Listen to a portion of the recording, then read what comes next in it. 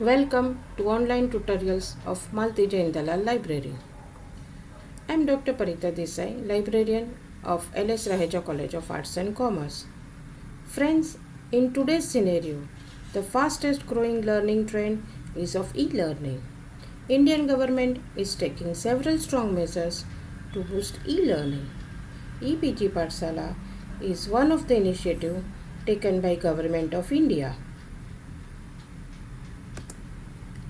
So friends, today we will learn what is EPG Pathshala and how to use e-content of EPG Pathshala. EPG Pathshala is an initiative of Ministry of Human Resource Development and is being executed by University Grant Commission. EPG Pathshala is the portal of open educational resources where the curriculum-based high-quality e-contents are being developed for postgraduate courses. Open educational resources are also used as a resource material for flipped classroom, where before going to the classroom, students understand the concept with the help of video lectures and study material. And the classroom is used for the analysis and application of concepts and also for solving the doubts.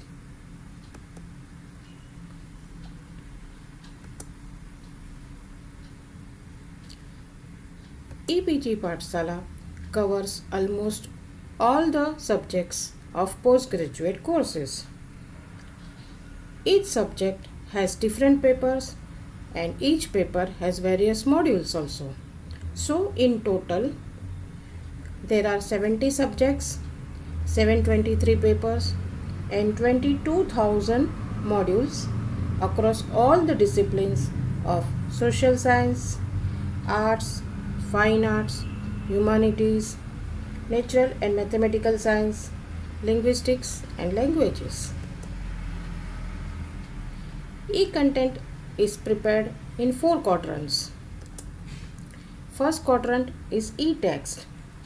It comprises of textual documents, illustrations. Quadrant 2 is self-learn. It includes the video and audio lectures.